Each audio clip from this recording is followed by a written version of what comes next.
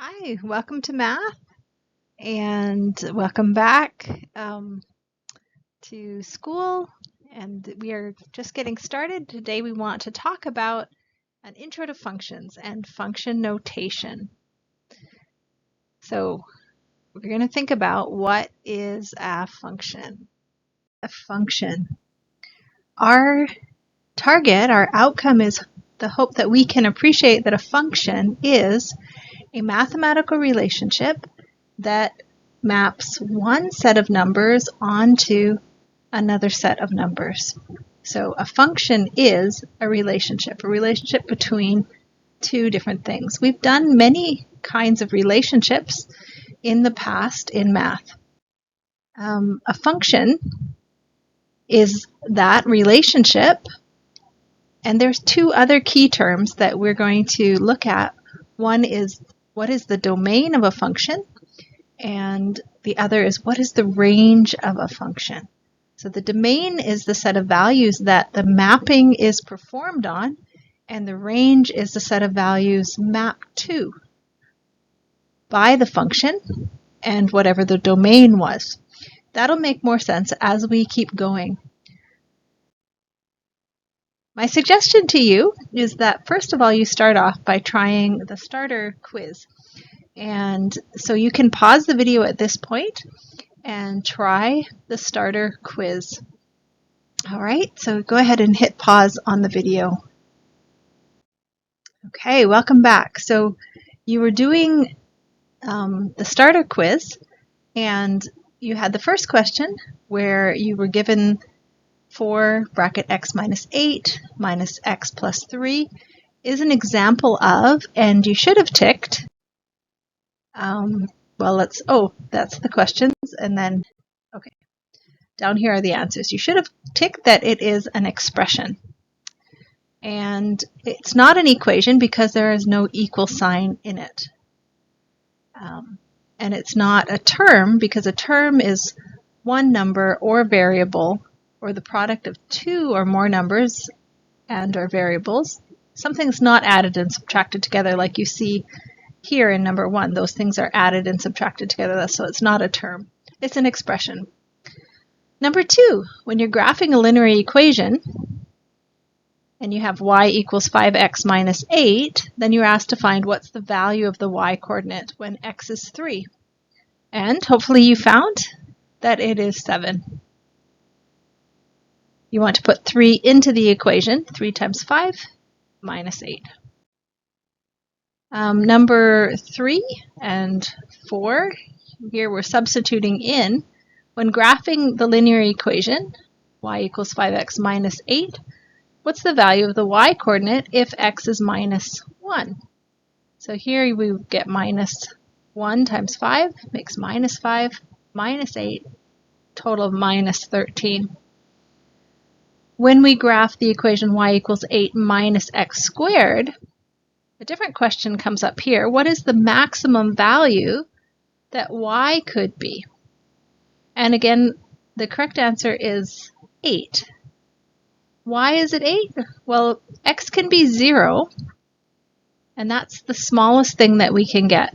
So that's going to be the maximum value, the least thing that we can subtract from the 8. Because if you have a negative number or if you have a positive number and you square it, you're always going to get something positive. And so you would always be subtracting something, and you would get something less than 8.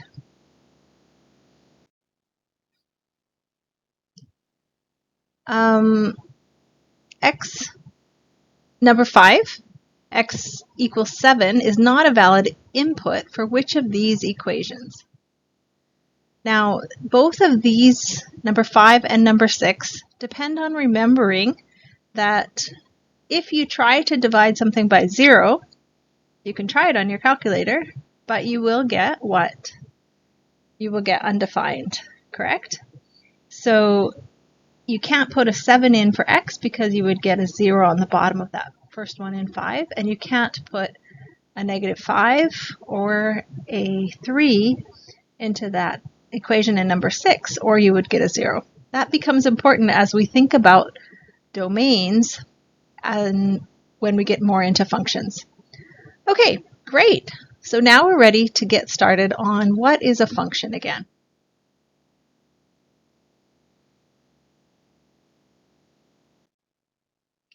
Function is a mathematical relationship that maps one set of numbers onto another set of numbers.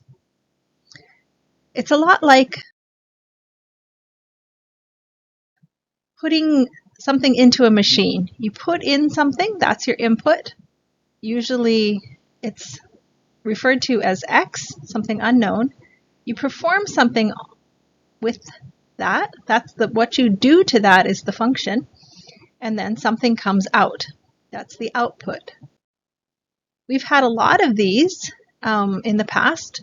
Let's imagine one like a simple function that would be like multiply by 2 or double something.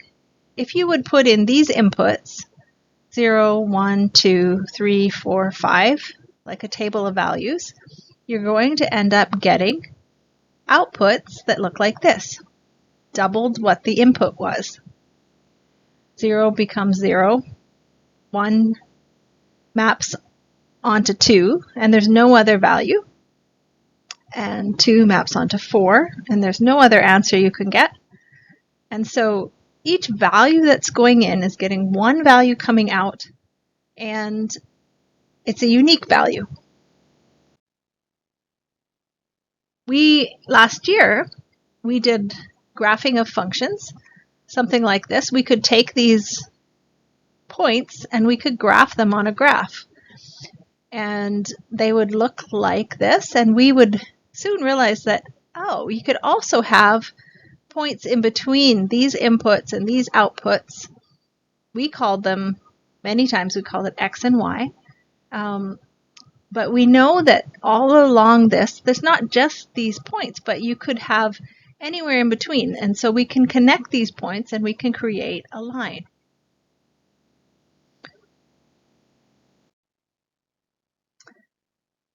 The line would extend even off the graph and up and down.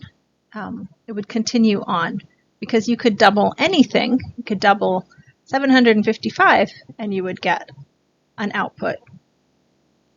So what if something went through that was just the unknown? What if X went through this relationship and it was doubled? What would it be called? It would be called 2X. So we could say this is a graph of X against 2X. Everything up there is doubled to what the X was. We also recognize that this is a graph we talked about in grade 8 as being y equals 2x. It's also the graph of the function 2x. So a function, in a way, is very similar to what we were doing last year with graphing y and x compared to each other. Now, how is it different? Let's see. In graphing a function, we don't usually say input and output. We use these words that were part of our keywords. We call the x values the domain, and we call the up and down values, what we think of as the y values, we call them the range. So instead of input and output, you can also think of it as domain against range. So going back to our keywords that we had at the beginning of this lesson, a function is the relationship that maps one set of numbers onto another set. The domain is the values that the mapping is performed on, and the range is like your answers coming out. Let's just think about it a little bit more. How can we remember this? What is a domain?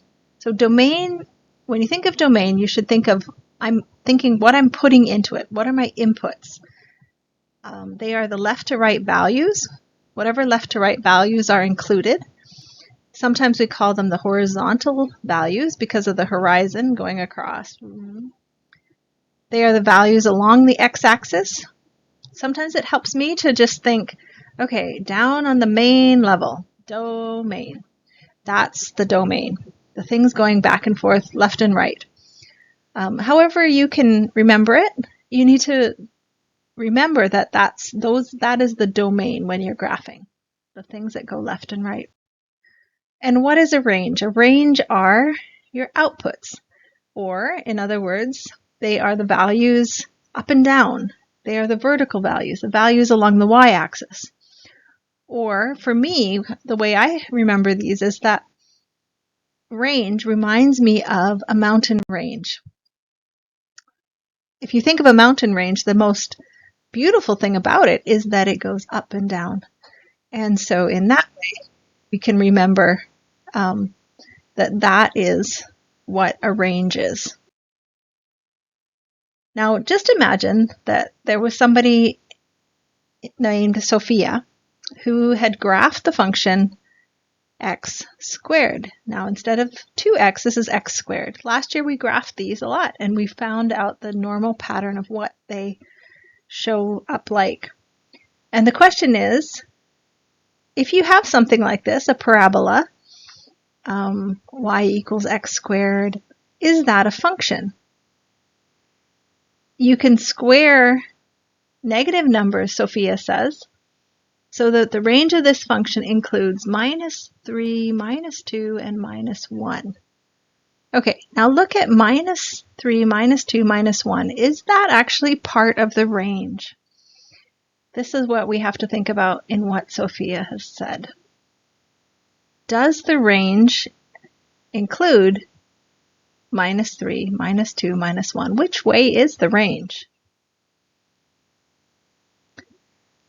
Now, you should disagree with Sophia, actually.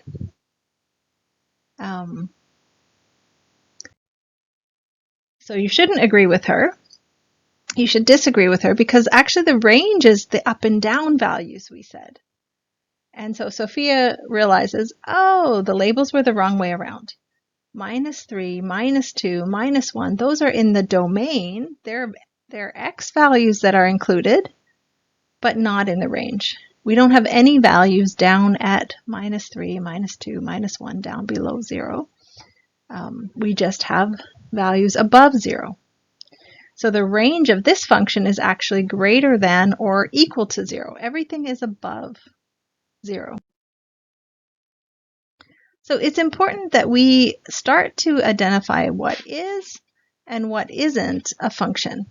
So here are the graphs of y equals x and y equals 1 over x.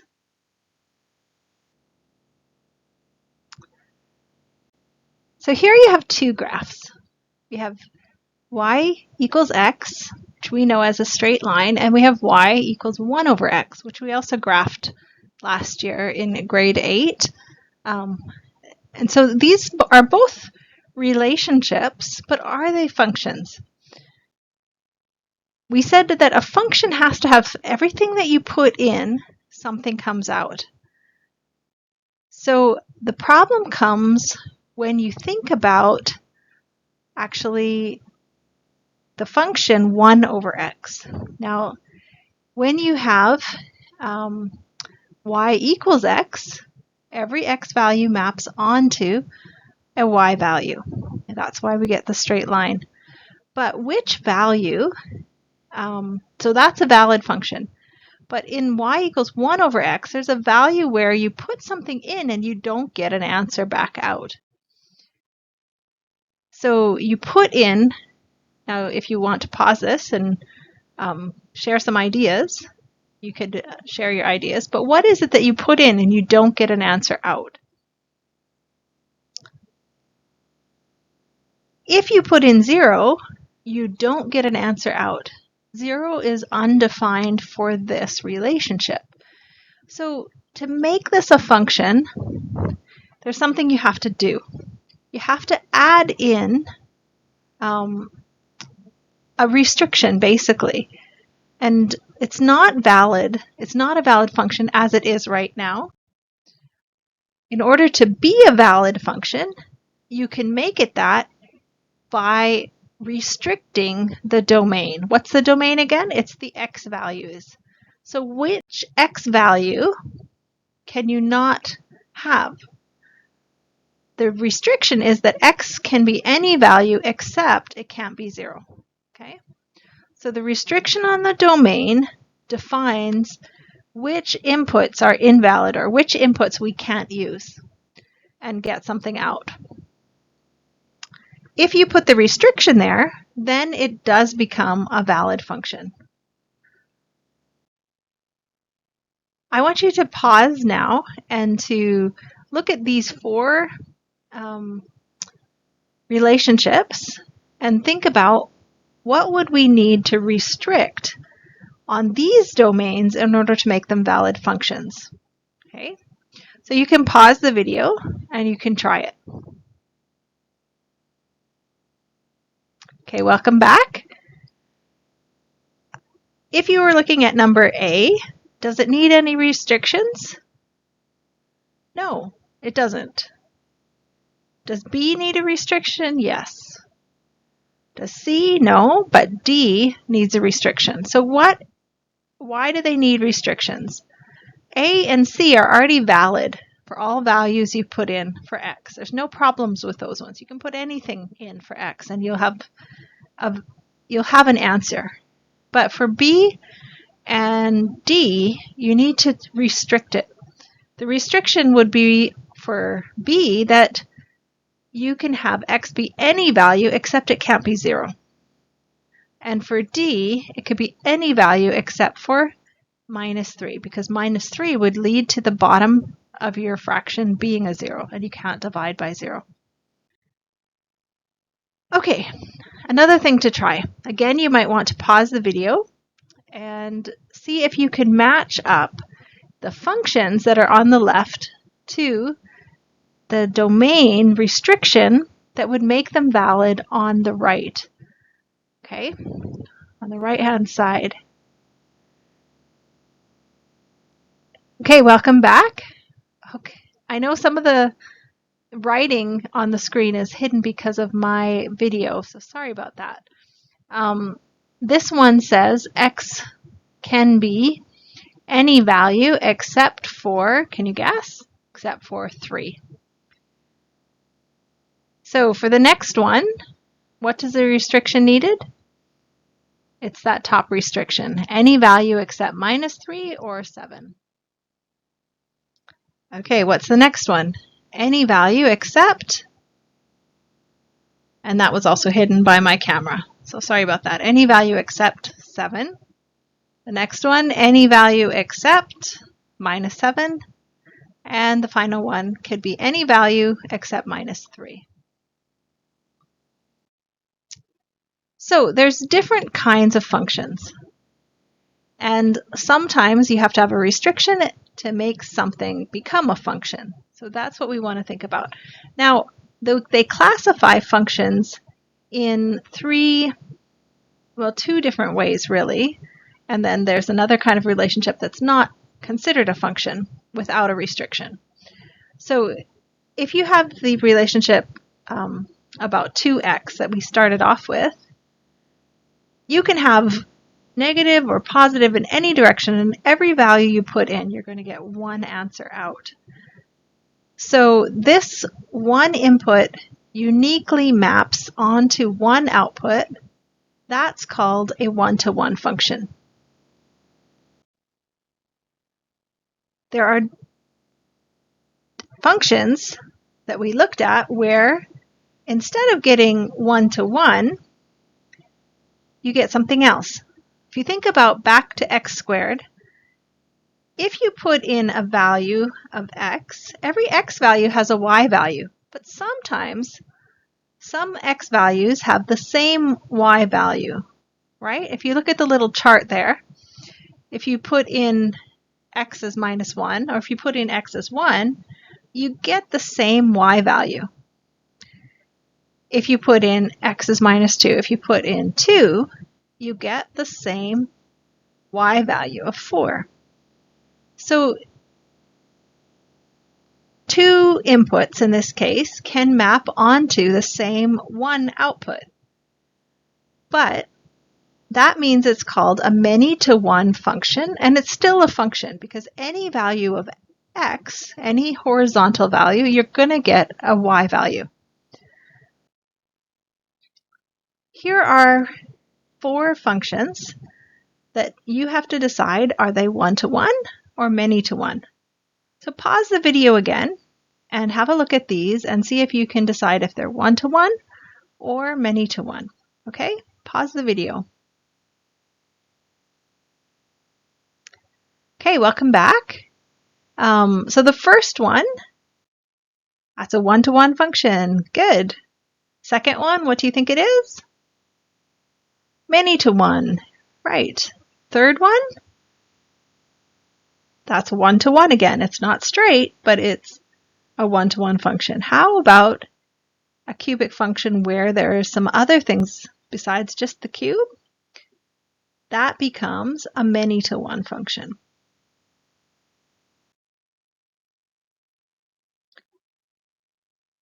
What we need to think about next is, are there relationships where you have one to many? Now we said already that those wouldn't be functions, but let's just think about it. What would they look like? This would be one input and it would map onto many outputs. If you think about y equals the root of x, this would be a one-to-one function if x is greater than or equal to 0. If the final answer is, it has to be greater than or equal to 0 in this case, then it would be a function. One input would map onto one output, and you have those there in the table of values. But if I said y equals plus or minus the root of x, you would end up getting 2 outputs for different x's. For example, if I put in plus or minus the square root of 4, you could get positive 2 or you could get negative 2. That graph would look like x squared graph, but on its side. And for each value of x, sometimes there's 2 values of y. So it's called a one-to-many relationship. It's still a relationship, but the outputs aren't unique. And so those are not considered functions. Why not? Because the way they define a function is that one set of values is mapped onto another set. So it has to have just one answer coming out when you put in a value. So let's just look at one other way that you can test if something is a function or not. So this is that same relationship if you have the function plus or minus the root of x. And this is, we said, is not a function. And why is it not a function? There's something that you can use called the vertical line test. And this is just a way of quickly checking for yourself, is this graph that I have, is this a function? And the vertical line test goes like this. You pretend that you have an up and down line that's going across your graph. And if it crosses the line of your graph twice, then you don't have a function. So basically an up and down line, when you take it across your, going across the graph that you've drawn, if it crosses 2 times, then it's not a function. If it crosses just once, it's a function. All right, just to review, you can pause the video and you can discuss which of these relationships are valid functions. Okay, welcome back. Hopefully you discussed together and you remembered that one-to-one is a valid function, so yes. Many-to-one is fine. You can have many values in the domain, get the same one output. But the last one is not a function. If you have one input and you get many answers, then that's not considered a valid function. All right, one more thing that we need to do in this lesson is to recognize that these functions are sometimes drawn in a diagram. So if you see something that looks like this is called a mapping diagram. And that what they do basically is they say, okay, here's the inputs, those are the x values, and here are the y values. In this case, maybe you can guess what the function is. If 2 becomes 1, and 4 becomes 2, and 6 becomes 3, we're dividing by 2, right? So the function would be divide by 2. And that would be a function. It's a one-to-one function.